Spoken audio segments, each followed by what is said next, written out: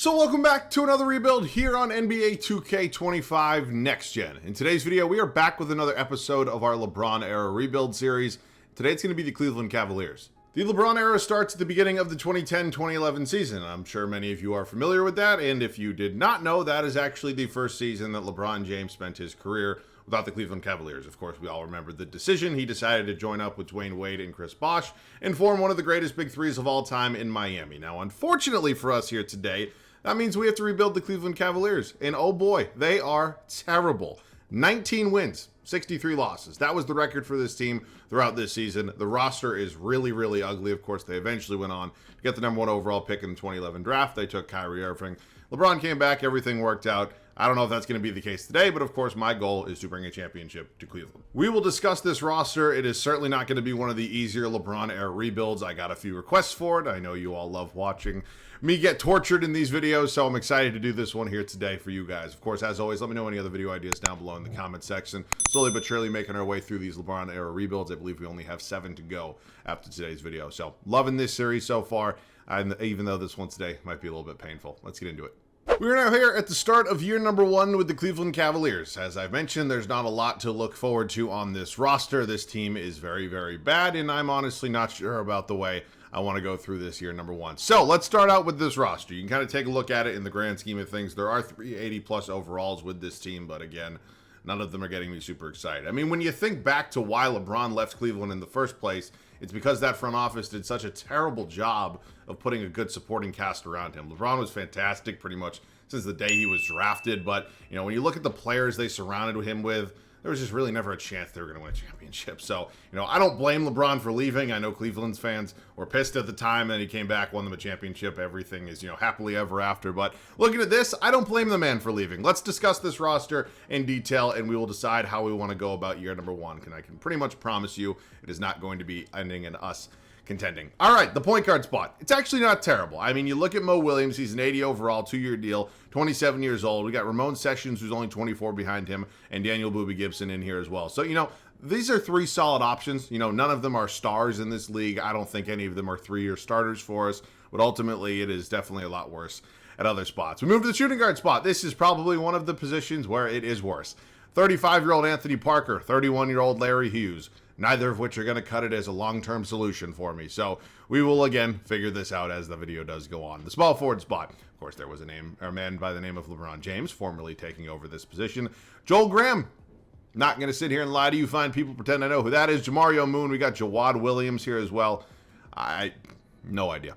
Power forward spot, 34-year-old Antoine Jamison. He's an 83 overall. He is the highest overall player on this roster. We are going to figure out what we want to do with him. Again, probably by far the best player on this team. Solid NBA career. Nobody's denying that. But Antoine Jamison at 34 years old is not going to be the player you're building a championship team around. So, you know, whether I trade him year 1, maybe wait till the offseason, that's kind of up in the air, but eventually we will sort that out. J.J. Hickson actually develops pretty well in this, you know, game. We've had him a few different times in several different rebuilds. He's only 22 years old. Maybe we find a way to get him into the starting lineup.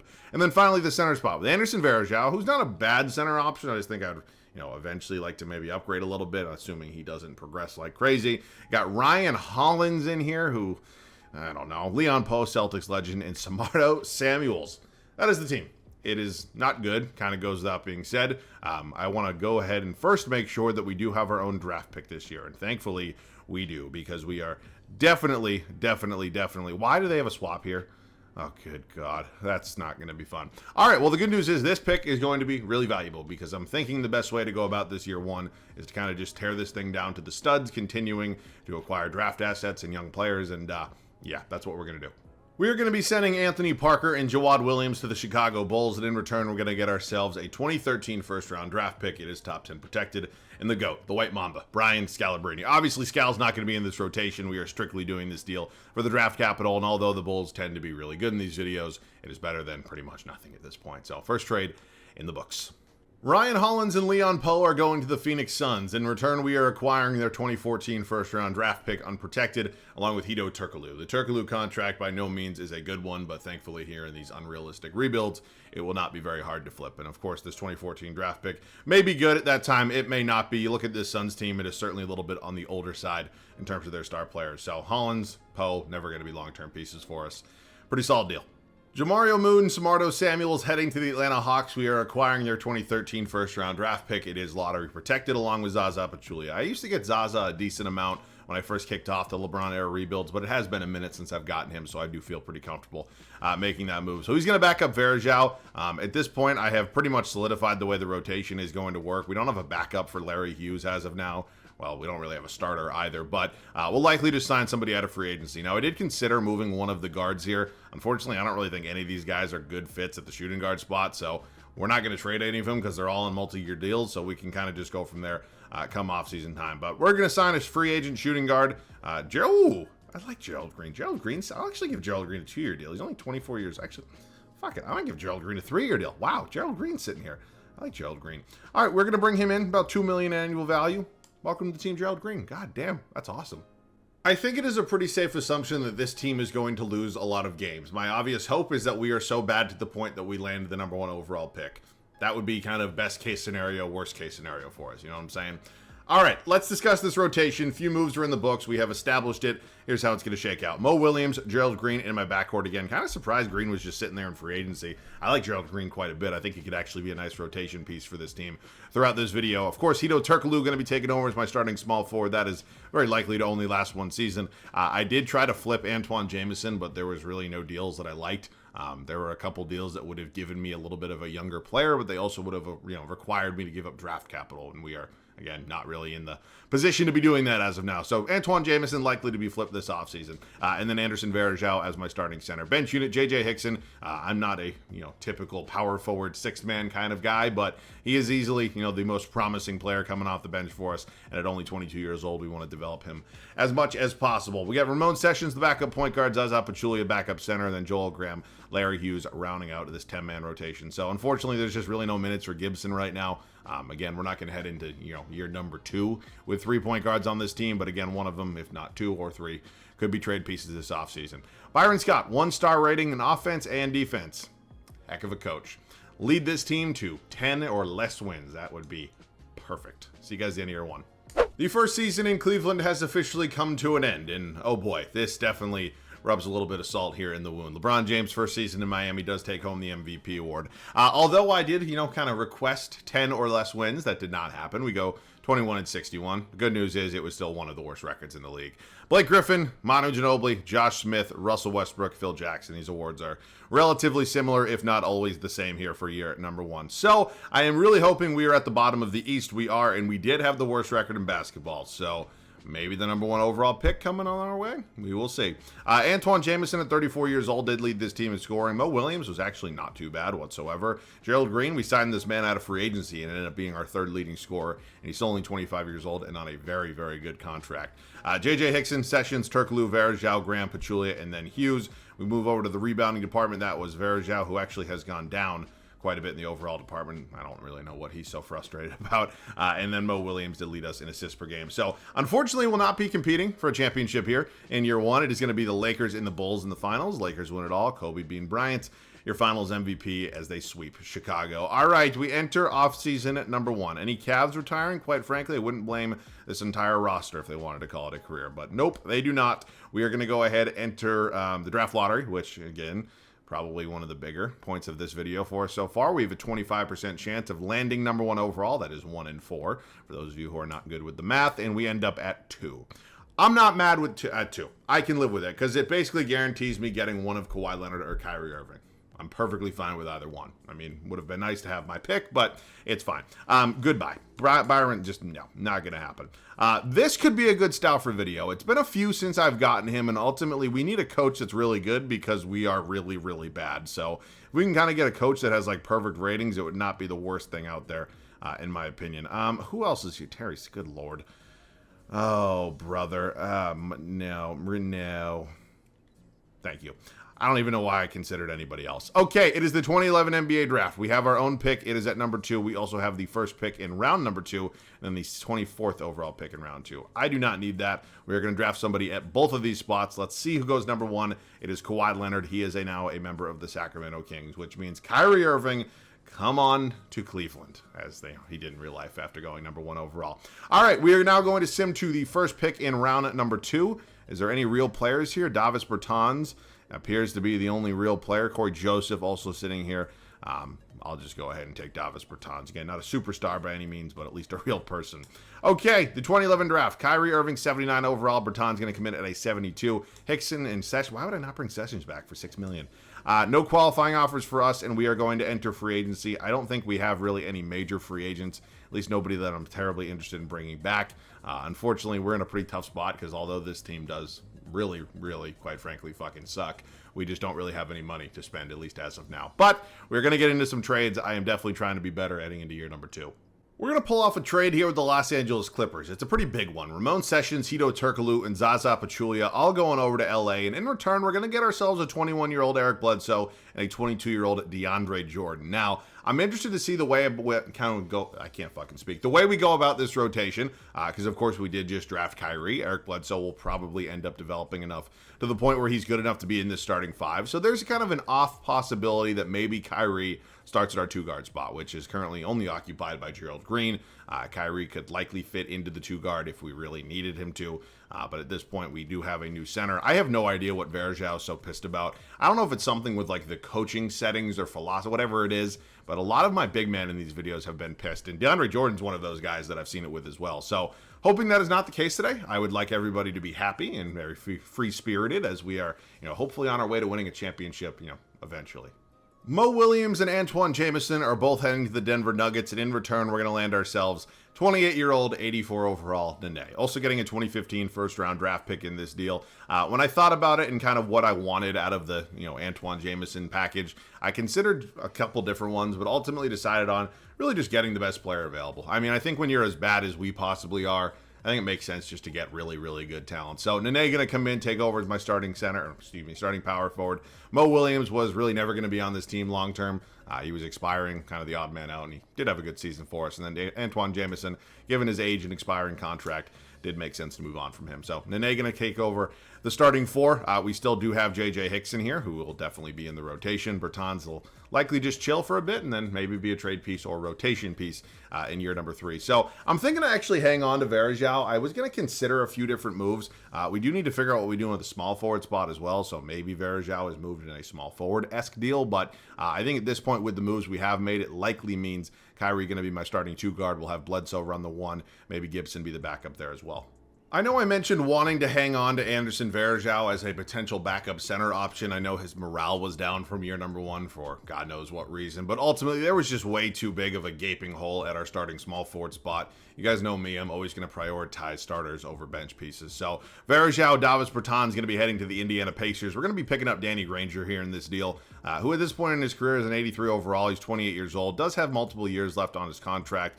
Still pretty damn good. I'm not saying he's a star or what he once was a few years back, but I think this is a really welcomed addition to this team and certainly a major upgrade at our small forward spot. So we are going to go ahead and kind of run this thing. I did move Kyrie to the 2. His overall went down 1. Not terribly worried about it. We also got AJ Price, who I don't really need. He's expiring. So yeah, let's just pick up a draft pick from somebody. I don't really know who that's going to be. New York. What does this Knicks team look like? They're pretty good, but I'll take the pick. All right, I think we need to find ourselves a backup center behind DJ, but other than that, we are pretty much solidified in this rotation. Also could consider a move here for Joel Graham, who's also expiring, 29 years old, probably not a long-term piece we'd re-sign. So could I maybe get some sort of backup that's somewhat young? Damian James, who are you? Do you have any years left? Hey, he's 2 years of team control. He's the same overall. All right, sure, why not? And then we'll sign a center out of free agency. We do have a little bit of money to spend. Oh, boy. This center market is not exactly what I would call good. Kendrick Perkins, who is somehow a worse analyst than he was a basketball player. All right, I think Perk is probably our best option here. Bring him in on a 2-year deal to be the backup, and we are pretty much good to go for now. So, again, we're probably not winning a championship in year 2, but moving in the right direction, hopefully in the playoffs at least. Ready to go for the second season here in Cleveland. We pretty clearly had a very busy offseason. We had to make some upgrades across the board, and I think we did exactly that. We have an entirely new starting 5. Eric Bledsoe, Kyrie Irving going to be my backcourt, maybe a bit undersized, not terribly concerned. Brought in Danny Granger and Nene to be my 2 forwards, and then, of course, brought in DeAndre Jordan as well. J.J. Hickson, his morale is down. It's probably because he's, thinks he's good enough to be in the starting 5, and he's coming off the bench, but it's fine. Behind him is going to be Kendrick Perkins. You got Daniel Boobie Gibson in here. I actually want to swap these minutes. I want to give Gibson a few more. Perk, Gerald Green, and finally Damian Jones rounding it out. So, we're definitely better than last year. That kind of goes without being said. If we were, somehow worse than last year, I think I'd probably just retire from YouTube. But ultimately, team's better, product should be better, coach is clearly better, and we'll just all see together at the end of the second season. 47-35. That is how we wrap up year 2 here in Cleveland, and quite honestly, I will 1000% take it. From the worst team in basketball last year to easily a playoff team, maybe even a top 4 or 5 seed. Derrick Rose is going to be your MVP. Kyrie Irving does win Rookie of the Year. He was really good for us, 23 points, pretty much no rebounds whatsoever. Wow, 0.4 rebounds? I understand he's a guard, but still. 5.5 assists, not bad.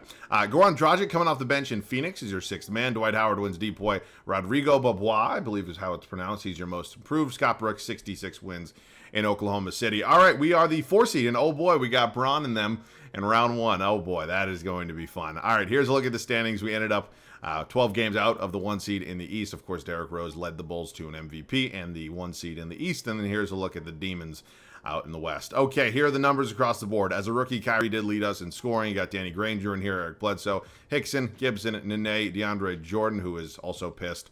I don't know what it is. I really do not. I don't know if it's his usage or something it's every center. It doesn't really matter who I'm going to get, but we are in the playoffs. I have more important things to worry about. JJ Barea. Oh, Jesus Christ. That's just, the irony of all ironies. Dwayne Wade, LeBron James, Chris Bosh. You got the Birdman in here. Michael Petrus, Marquise Daniels. Really solid squad in Miami. No doubt they're better than us. Quite frankly, not sure how they're a 5 seed. We are currently down 3-1, and we are going to game 6, and we get bounced in 6. Now, I will take a quick look here at the playoff stats just to see how everybody did. It was a good series. Really bad series for Kyrie. He is a rookie. Not a great series for Nene. I mean, I don't know. I just like 15-10, something like that. Great series for Gibson. He was actually, just as good as Kyrie. Well, not exactly, but you know what I'm saying. Granger and then Bledsoe. Okay, well, it is not going to be a championship here in year 2, unfortunately. Warriors winning it all. Steph Curry, your finals MVP. We are going to go ahead and enter the final offseason, and we kind of know there has to be some moves made. I mean, again, that's kind of what you get in these 3-year rebuilds, especially when you're rebuilding just complete dog shit teams, which, of course, is the situation we find ourselves here in today. Okay, we'll send the draft lottery here real quick. It is the Nets, Suns, Bobcats, Nuggets, and then Hawks. Take a look at staff signing. Can't really get a better coach than that. And we approach the 2012 draft. What are we working with in the pick department? 21 overall. We had a swap with Miami, and we have 22 in round 2. Good news is we have a lot of tradable picks for next offseason. Unfortunately, we're not really going to get to use those. So, of course, they're going to be dealt at some point. I will draft somebody here. I think there could be some possibilities here where, maybe a little beat up on the lower end of the depth scale. Festus Ezeli could make some sense here. Aaron Baines as well. All right, we'll take Festus Ezeli, 6'11", 255 pounds out of Vandy. He's going to come in at a 73. James will be brought back, qualifying no thank you, and then free agency here. There's definitely some good free agents. We don't really have a lot of money right now, so if I want to make a play for one of these free agents, it's going to be pretty tricky. Like Dwight. Oh, okay. Do I try to find a way to clear up money for Dwight?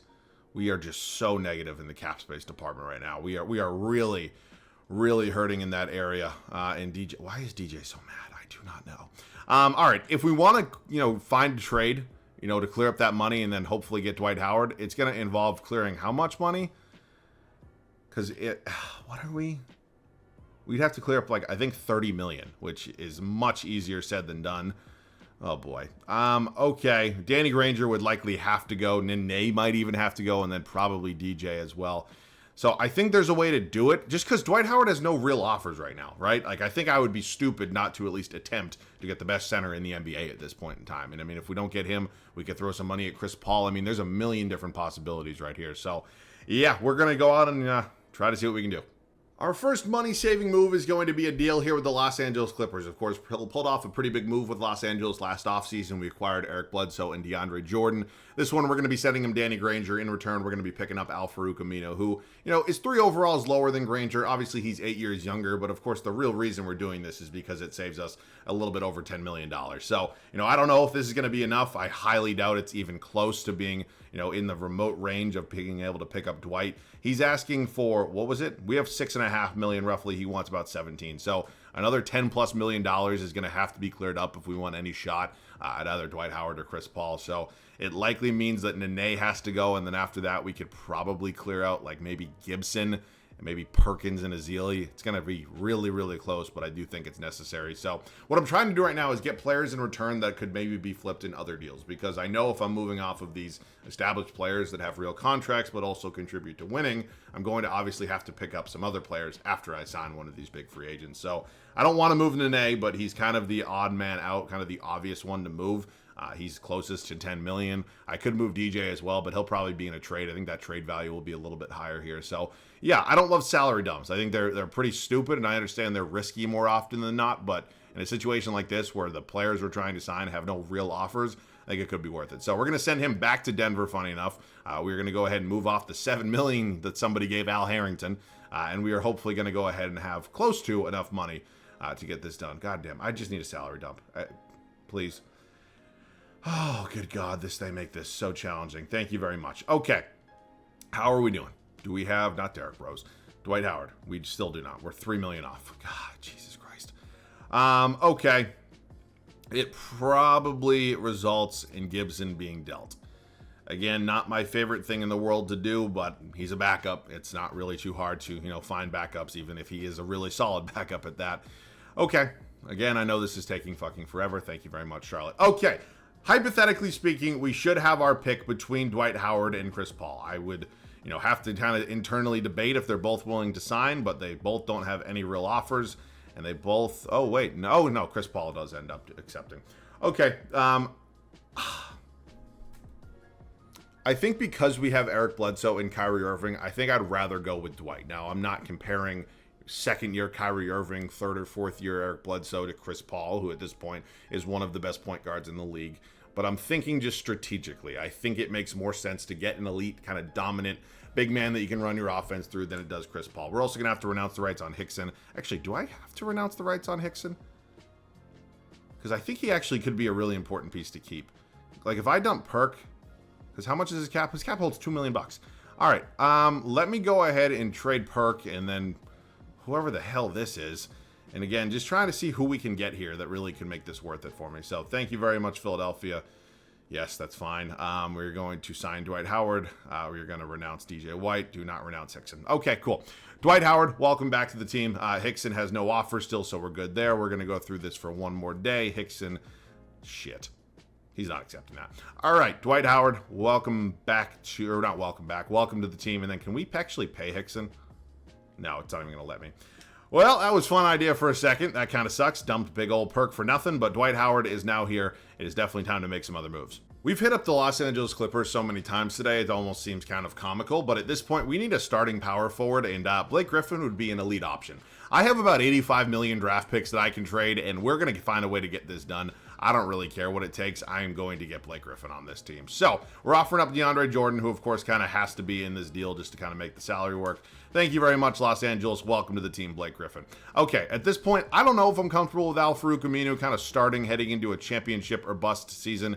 He's a fine role player. He does some things well, but I do think I'd like a little bit of an upgrade there. Again, my options are going to be pretty limited as he's only making about $3 million, but I'm going to see what I can do to hopefully find a little bit of an upgrade. We're going to see if the Utah Jazz could be willing to deal us Gordon Hayward for Al-Farouq Aminu in pretty much just a bunch of other draft picks. Because, again, I cannot take them with me into the next rebuild. And thank you very much, Utah. All right, Gordon Hayward's numbers are not, jaw-dropping at this point in time. The shooting splits are pretty solid. And, again, he's only entering his third year. But 84 overall likely will be even higher by the time we kick next season off. So, at this point, we need to find ourselves a backup point guard and power forward. I am going to let Ezeli be the backup behind Dwight. Again, probably going to be 10 minutes a game. But let's just see what we're working for in terms of options here in free agency. I think a guy like Mo Spates could make a lot of sense. Of course, we ended up losing J.J. Hickson for basically nothing, unfortunately. So bringing in Mo Spates, and then C.J. Watson, certainly not a bad backup point guard option as well. So, yeah, man, that's going to do it. That's going to be the team entering the third and final season. Again, a lot of this is going to be about the development in the overall department. I expect Bledsoe, I expect Kyrie, Hayward, even Blake Griffin. They can continue going up in the overall department. So we definitely sacrificed a little bit with our bench, but again, Dwight Howard is so dominant, and I think is very much worth what we just did. So championship or bust. See you guys at the start of the final season.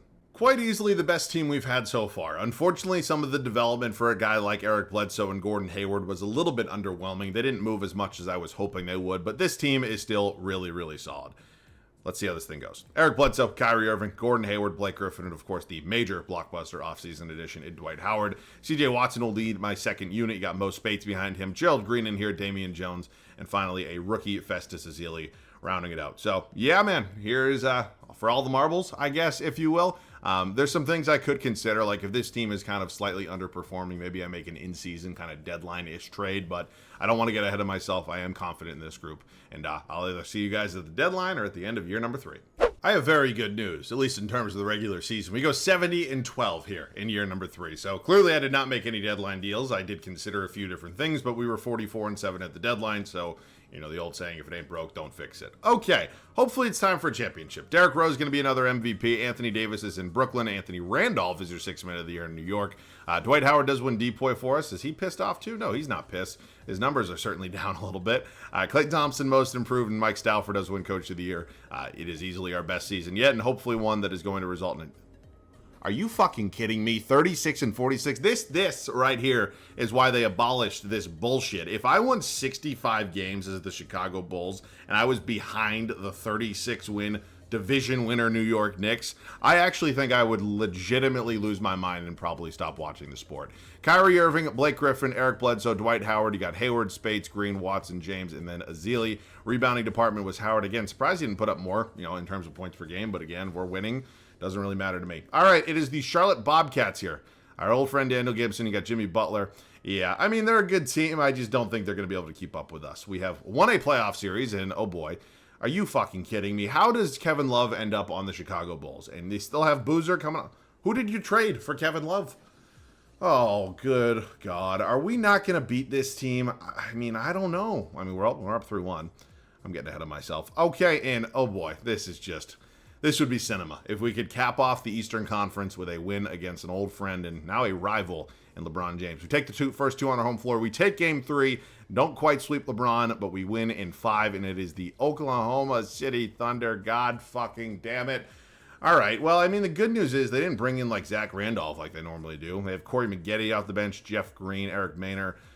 This team's better than us. I don't really think there's much debate. If we won, I'd be shocked. I'd be pleasantly surprised, but I'd be shocked. We do take a big game 5, and we are heading back to OKC for a closeout game 6. Can we get it done on the road, or do we have to go back to Cleveland? I don't want to go back to Cleveland, and we are definitely going to be going back to Cleveland. God damn. I mean, show up, fellas. Show a little fight. I mean, they got it somewhat close there at the end, but we are all in. It is championship or die. Let's get it done. On our home floor here in Game 7, pretty good start. Can we continue to hold this lead? Not a great second quarter whatsoever. We are in a closely contested ball game here. Oh, shit. All right, well, you all know me. If you've watched one of my videos before, you know I suck at the gameplay part, but you all enjoy it and like watching me lose my fucking mind for God knows what reason. So we are up by 2 points with 2 minutes and 14 seconds left in Game 7. Surely this won't be stressful for me. I swear to God, if for some reason our starting 5 is not in this game right now, I'm going to lose my mind. All right, it looks like everybody is. We do have the ball. Kyrie Irving wearing the number 18. It's Kyrie's number 2, at least in Cleveland he is. I think he looks his best in 2. We're going to get an easy layup to go with Kyrie, and it is now a 2-possession ball game. I got to focus right now. I absolutely, unequivocally have to focus. I am going to be a little bitch. I am not going to play on-ball defense, but I am going... Who is that? Oh, no. Is Eric Bledsoe out of the game right now? What is Russell Westbrook? 4 points, Dwight? I mean, 4 points? Okay, Eric Bledsoe's on the bench. Who is that? I don't even know who that was in here right now. It's CJ Watson. CJ Watson cannot be in the game right now, respectfully. Is James Harden just not playing any defense here? Kyrie, a little up and under. I mean, if you're going to give it to me all day, I'm going to continue to take it, but I'll trade baskets at this point. That's fine. CJ Watson cannot, in any circumstances, be on Russell Westbrook, who at this point in time, outside of Derrick Rose, because he's an MVP, is probably the most explosive player in the league. I can't play defense at all. Like, it's genuinely perplexing. Get the ball out of CJ Watson's hands. Harden is just getting lapped right now. All right, I'm calling for a little screen here from Blake. Hopefully it's good enough that I can just dive down to the rim, get right by KD, who blocks it, but big rebound from Blake, and he puts it right back in, once again, trading baskets here with OKC. All right, I'm going to attempt to play on-ball defense. My off-ball defense hasn't been going very well either. I mean, it's just, oh my God, he missed it. Who is that? Is that Timofey Mozgov? Is that what that said? No. Give Kyrie Irving the basketball. Okay. Or Hayward. Hayward's fine. Give it to Kyrie. We're going to clear out. We're going to call for the ISO here. We're going to drain a little bit of clock. As I always say, waste the possession. Don't waste the clock. All right. We're going to pull it back here. We're going to do a little bit of a dance against James Harden. We're going to give him a little spin move. And Kyrie, well, a little chef's kiss for Kyrie Irving as we go up by 6, as we are about to hit 45 seconds to go here in Game 7 on our home floor. Russell Westbrook doing the same thing to me on the other end. He's going to get the drop. Oh, boy. All right. I am going to focus right now. Let's give it to Kyrie. They're going to play the foul game, actually. Well, that's interesting. That's going to put Eric Bledsoe into the game. It's also going to insert Serge Ibaka for them. We are now in the bonus. I think we should be. If I'm shooting free throws with anybody, respectfully, it has to be Kyrie. It cannot. Oh, now they're not going to foul? They're going to double. What?